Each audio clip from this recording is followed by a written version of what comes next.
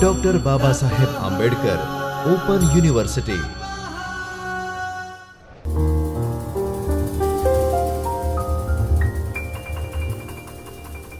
નમસ્કાર. Doctor Baba Saheb Ambedkar open યુનિવર્સિટીના video લેક્ચરમાં આપ સૌનું સ્વાગત છે. હું doctor Ishani Patel, assistant professor, સમાજ કાર્ય વિષય, school of humanities and social science. આજનું આ video lecture master of social વર્કના સત્ર 3 અને બેચલર ઓફ સોશિયલ વર્કના સત્ર 5ના વિદ્યાર્થીઓ માટે છે. સત્ર 3 માસ્ટર ઓફ સોશિયલ વર્ક અને બેચલર ઓફ સોશિયલ વર્ક સત્ર 5ના વિદ્યાર્થીઓને ક્ષેત્ર કાર્ય કરવાનું રહે છે. આ ક્ષેત્ર કાર્ય તેમને સંસ્થામાં કરવાનું હોય છે. વિદ્યાર્થીઓ જ્યારે સંસ્થામાં ક્ષેત્ર કાર્ય કરે છે ત્યારે એમની જે સમગ્ર કામગીરી છે એ કામગીરીનું અહેવાલ લેખન પણ વિદ્યાર્થીઓને કરવાનું હોય છે. તો આ જે ક્ષેત્ર કાર્ય વિદ્યાર્થીઓ જે કરે છે સંસ્થાની અંદર, એ ક્ષેત્ર કાર્ય જે છે એનું અહેવાલ લેખન કેવી રીતે થાય એની સમજ આજના વિડિયો લેક્ચરમાં આપણે પ્રાપ્ત કરીશું. બેચલર ઓફ સોશિયલ વર્ક અને માસ્ટર ઓફ સોશિયલ વર્ક બંને જે અભ્યાસક્રમો છે એમાં વિદ્યાર્થીઓને સૈદ્ધાંતિક વિષયોની સાથે સાથે પ્રત્યક્ષ અનુભવ પ્રાપ્ત થાય એના માટે ફિલ્ડવર્ક પણ હોય છે અને દરેક સત્રમાં વિદ્યાર્થીઓ ફિલ્ડવર્ક કરે છે. વિદ્યાર્થીઓ ગ્રામીણ વિસ્તાર, શહેરી વિસ્તાર અને સંસ્થાની અંદર ફિલ્ડવર્ક કરતા હોય છે. વિદ્યાર્થીઓ જે ફિલ્ડવર્ક કરે છે એ ફિલ્ડવર્કમાં જે પણ કંઈ શીખે છે, જે પણ કંઈ સમજે છે, જે પણ કંઈ અનુભવે છે, એ અનુભવો, એ સમજણ જે છે એ સમજણને અહેવાલના સ્વરૂપમાં પણ મૂકવું પડે છે. વિદ્યાર્થીઓનું જ્યારે મૂલ્યાંકન થાય છે, એમનો વાઇવા જ્યારે થાય છે, આ વિષયમાં પેપર નથી હોતું પણ આ વિષયમાં વાઇવા હોય છે. એટલે વિદ્યાર્થીઓ જે પણ કંઈ ફિલ્ડમાં કામગીરી કરે છે એના અનુભવોનું જ્યારે શેરિંગ કરે છે વાઇવામાં, તો એમને એક રિપોર્ટ જમા કરાવવાનો હોય છે. એટલે આ રિપોર્ટ કેવી રીતે તૈયાર કરવો, આ અહેવાલ કેવી રીતે તૈયાર કરવો, એની પણ એક સમજ વિદ્યાર્થીમાં હોય તે જરૂરી છે. એટલે કામ બહુ કરીએ ફિલ્ડની અંદર, પણ એ કામને રિપોર્ટમાં કેવી રીતે મૂકી શકાય, અહેવાલમાં કેવી રીતે મૂકી શકાય, એની પણ એક સમજ આપણામાં હોય તે જરૂરી છે. એટલે આપણે એમ એક રીતે એમ પણ કહી શકીએ કે જે આ અહેવાલ છે એ સમાજ કાર્યકરની કામગીરીનું દર્પણ છે. સમાજ કાર્યકર જે કામ કરે છે એ કામનું પ્રતિબિંબ જે છે એ અહેવાલ દ્વારા જોવા મળે છે, રિફ્લેક્ટ થાય છે એ કામગીરી. આ જે અહેવાલ છે એ અહેવાલ 2 પ્રકારના વિદ્યાર્થીઓ તૈયાર કરવાના હોય છે. એક જે છે એ છે દૈનિક અહેવાલ લેખન અને બીજું જે છે એ સત્રાંત અહેવાલ લેખન. અહીંયા દૈનિક અહેવાલ લેખનનું માળખું મેં આપ્યું છે. વિદ્યાર્થી મિત્રો, મારે તમને કહેવું છે કે દૈનિક અહેવાલ લેખન કેવી રીતે કરાય અને દૈનિક અહેવાલ લેખનમાં કઈ કઈ બાબતો ધ્યાનમાં રાખવી, આ અંગેનું એક વિડિયો લેક્ચર આપણે અલગથી તૈયાર કર્યું છે. એની લિંક પણ અહીંયા દર્શાવેલી છે. તમને બધાને અનુરોધ છે કે વિડિયો લેક્ચર જોઈ લેવું, જેથી કરીને તમને ફરીથી જે છે જ્યારે તમે આ કામગીરી કરતા હો ત્યારે એ મુદ્દાઓ તમને ધ્યાનમાં રહે અને દૈનિક અહેવાલ લેખન જે છે એ કરતી વખતે તમે એને અનુસરો. દૈનિક અહેવાલ લેખનની સાથે સાથે બીજું એક મહત્વનો અહેવાલ છે જેને આપણે કહીએ છીએ સત્રાંત અહેવાલ લેખન. આ લેક્ચરમાં આપણે એના વિશે વિગતે સમજીશું. ખાસ કરીને સંસ્થામાં જ્યારે આપણે કામગીરી કરી હોય તો સંસ્થાની અંદર આપણે જે કામ કર્યું છે એનું અહેવાલ લેખન જ્યારે સત્રાંત અહેવાલ લેખનમાં આપણે મૂકતા હોઈએ છીએ તો શું ધ્યાનમાં રાખવું, એની વિગત અહીંયા આપણે સમજવાનો પ્રયત્ન કરીશું. અહીંયા જે સ્ક્રીન ઉપર તમે જુઓ છો એ ફ્રન્ટ પેજ છે. એટલે કે સત્રાંત અહેવાલ લેખન જે છે એના પ્રથમ પાનામાં કઈ કઈ વિગતો આવી જોઈએ એનો ઉલ્લેખ અહીંયા આપણે કર્યો છે. જેમાં તમે ક્ષેત્ર કાર્ય ક્યાં કર્યું, કઈ સંસ્થામાં કર્યું, એનું નામ હોવું જોઈએ, એનો વિસ્તાર હોવો જોઈએ, પછી તમે કયા પ્રાદેશિક કેન્દ્રમાં એડમિશન લીધું છે, તમારો કોર્સ કયો છે, BSW છે કે MSW છે, કયું સત્ર છે, તમારા વિષયનો કોડ, તમે ક્ષેત્ર કાર્ય જ્યાં કર્યું છે એનું નામ, ક્ષેત્ર કાર્યનો સમયગાળો એટલે કે કયા સમયથી કયા સમય સુધી ક્ષેત્ર કાર્ય કર્યું છે, તમારું નામ વિદ્યાર્થી તરીકે અને તમારો એનરોલમેન્ટ નંબર. આટલી વિગતો પ્રથમ પાનામાં હોય તે જરૂરી છે સત્રાંત અહેવાલના.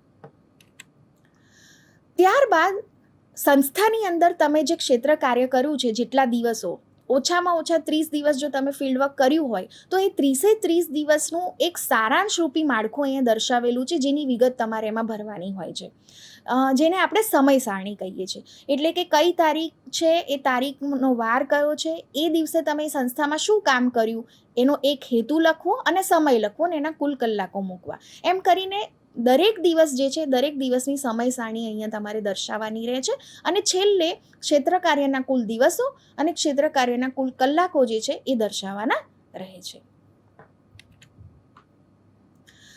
હવે જ્યારે તમે સમય સારણી મૂકી દો છો, એના પછી તમે જે કામ કર્યું છે એ કામનો એક સમરી રિપોર્ટ સત્રાંત અહેવાલમાં મૂકવાનો હોય, તો એમાં કઈ કઈ વિગતો આવે એ જરૂરી છે સમજવી. સૌથી પહેલું પ્રસ્તાવના, એટલે કે તમારે એક ઇન્ટ્રોડક્શન આપવાનું હોય કે ભાઈ સંસ્થામાં સમાજ કાર્યકરના વિદ્યાર્થીઓ જ્યારે ક્ષેત્ર કાર્ય કરે છે તો એ કેમ મહત્વનું છે એક ક્ષેત્ર કાર્ય, એના વિશેની એક નાની એવી સમજ તમારે પ્રસ્તાવનામાં મૂકવી પડે. ત્યાર પછી બીજો મહત્વનો મુદ્દો આવે છે કે ભાઈ તમે જે સંસ્થામાં ફિલ્ડવર્ક લીધું છે, સરકારી પણ હોઈ શકે, સરકારી સંસ્થાનો કોઈ વિભાગ પણ હોઈ શકે, અથવા બિન સરકારી એટલે કે સ્વૈચ્છિક સંસ્થા પણ હોઈ શકે. એ સમાજ કાર્યના કોઈ પણ ક્ષેત્રમાં કામ કરતી હોઈ શકે. એ હેલ્થના સેક્ટરમાં કામ કરતી હોઈ શકે, માનસિક બીમારીના જે સારવાર આપે છે એ ક્ષેત્રમાં કામ કરતી હોઈ શકે એ સંસ્થા, અથવા ગ્રામીણ વિકાસના સંદર્ભમાં એ સંસ્થા કામ કરતી હોઈ શકે, મહિલાના બાળ કલ્યાણના વિકાસના સંદર્ભમાં કામ કરતી, કોઈ પણ ક્ષેત્રમાં સમાજ કાર્યકર તરીકે જ્યારે આપણે ફિલ્ડવર્ક પસંદ કરીએ છીએ તો આમાં જે સંસ્થાઓ છે એ ઘણા બધા વ્યાપક સ્તરે કામ કરતી હોય છે. તો એ કોઈ પણ ક્ષેત્ર હોઈ શકે. તો એ સંસ્થા જે છે એ સંસ્થામાં તમારા ક્ષેત્ર કાર્યના શું હેતુઓ છે એ હેતુઓ તમારે દર્શાવવા પડે. એવા 4 થી 5 હેતુઓ તમારે મૂકવાના રહેશે. પછી સંસ્થાનો પરિચય. હવે એ સંસ્થાનો જ્યારે તમે પરિચય આપો છો તેમાં કઈ કઈ વિગતો આવે એ ખાસ તમારે મૂકવાની રહે. પહેલી વસ્તુ છે સંસ્થાનું નામ અને સરનામું. ત્યારબાદ સંસ્થાનું સ્થાપના વર્ષ. ત્યારબાદ સંસ્થાની અંદર જે સભ્યો છે એ સભ્યોના નામ અને એમના હોદ્દા. ત્યારબાદ સંસ્થાનું રજિસ્ટ્રેશન કયા એક્ટ હેઠળ થયું છે એ પણ દર્શાવવું પડે. સંસ્થા ટ્રસ્ટ એક્ટ હેઠળ રજિસ્ટર્ડ છે, સોસાયટી એક્ટ હેઠળ રજિસ્ટર્ડ છે, તો એ જે છે વિગત પણ તમારે મૂકવાની રહે છે.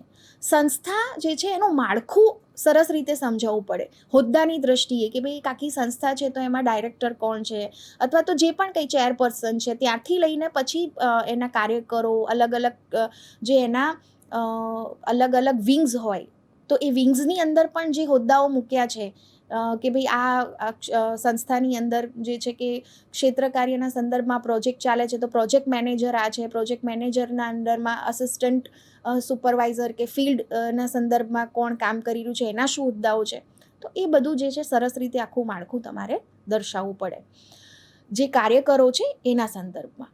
પછી સંસ્થા જે છે એ સંસ્થાનું મુખ્ય વિઝન અને મિશન શું છે. દરેક સંસ્થા જે છે એ ચોક્કસ વિઝન અને મિશન સાથે કામ કરતી હોય, તો એ તમારે અહીંયા દર્શાવવું પડે રિપોર્ટમાં.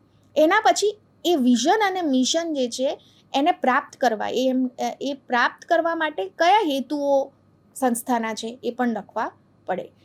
તો એ હેતુઓ 1, 2, 3 જે પણ સંસ્થાના હેતુઓ છે સરસ રીતે મુદ્દાસર રીતે દર્શાવવા. ત્યારબાદ સંસ્થા જે છે એના લાભાર્થીઓ કોણ છે, સંસ્થા કોને ફોકસ કરે છે, સમાજના કયા વર્ગને ફોકસ કરે છે, બાળકો છે, મહિલાઓ છે, વૃદ્ધો છે, બીમારી ધરાવનાર કોઈ વ્યક્તિઓ છે, સ્પેસિફિક બીમારી ધરાવનાર કોઈ વ્યક્તિઓ છે, તો એ જેને સ્પર્શતી હોય એના જે લાભાર્થીઓ હોય એ તમારે અહીંયા દર્શાવવા પડે કે ભાઈ સંસ્થા આવા વર્ગો સાથે કામ કરે છે. ત્યારબાદ સંસ્થાની કામગીરીઓ, ખૂબ મહત્વની બાબત છે કે સંસ્થા કઈ કામગીરીઓ કરે છે, સ્થાપના લઈ ત્યારથી લઈને અત્યાર સુધી કયા મુખ્ય કામો છે જે સંસ્થાએ કર્યા છે, તો એની સરસ રીતે વિગત મુદ્દાસર રીતે 1, 2, 3, 4 એમ કરીને ડિટેલમાં તમારે મૂકવી પડે. ત્યારબાદ સંસ્થાના નાણાકીય સ્ત્રોતો શું છે, ફંડ ક્યાંથી આવે છે સંસ્થાનું એ પણ દર્શાવવું પડે. સંસ્થાની સિદ્ધિઓ કઈ છે, કંઈ અચીવ કર્યું છે સંસ્થાએ, મુખ્ય સિદ્ધિઓ સંસ્થાની થઈ છે, તો એ પણ તમારે મૂકવું પડે. જેમ કે અહીંયા ઉદાહરણ આપું કે કોઈ સંસ્થા હેલ્થના સંદર્ભમાં કામ કરે છે અને એ વિસ્તારમાં જે તે બીમારી જે છે એ બીમારીનું સ્તર ખૂબ હતું, પણ સંસ્થાએ છેલ્લા 20 વર્ષથી કામ શરૂ કર્યું, તો 20 વર્ષ પહેલાં શું સિનેરિયો હતો એ બીમારીનો અને હવે શું સિનેરિયો છે, એમાં શું બદલાવ આવ્યું છે, તો આ સંસ્થાની અચીવમેન્ટ થઈ, સિદ્ધિ થઈ, તો આવી કઈ બીજી સિદ્ધિઓ છે એ પણ દર્શાવી શકાય સંસ્થાના કામગીરીના સંદર્ભમાં. અને ક્યાંક સામાજિક દ્રષ્ટિએ સંસ્થાની કામગીરીની નોંધ ક્યાંક લેવાય છે તો એ નોંધ પણ આપણે આ સિદ્ધિઓમાં મૂકી શકીએ. એટલે બંને રીતે આ સિદ્ધિઓ મૂકી શકાય અહેવાલમાં. ત્યારબાદ તમે જ્યારે ફિલ્ડમાં કામ કરો છો એ સંસ્થામાં, તો નજીકથી તમે સંસ્થાની પ્રક્રિયાઓ, કામગીરીને સમજો છો, અનુભવો છો, તો ક્યાંક તમને સંસ્થાના લિમિટેશન્સ પણ ધ્યાનમાં આવે, મર્યાદાઓ પણ ધ્યાનમાં આવે. તો વ્યવસાયિક સમાજ કાર્યકર તરીકે આપણે જે ઓબ્ઝર્વ કર્યું છે એ ઓબ્ઝર્વેશનના આધારે આપણે સંસ્થાની જે પણ લિમિટેશન્સ છે એ લિમિટેશન્સ 1-2 મુદ્દામાં મૂકવાની રહે છે. ત્યારબાદ સંસ્થાનો પરિચય જે છે આપણે જ્યારે મૂકી દઈએ છીએ અહેવાલની અંદર, જેમાં આટલી વિગતો આવે તે જરૂરી છે. ત્યારબાદ વિદ્યાર્થી કાર્યકર્તા તરીકે તમે એ સંસ્થામાં શું કામગીરી કરી એને સરસ રીતે, મુદ્દાસર રીતે મૂકવાનું રહે છે.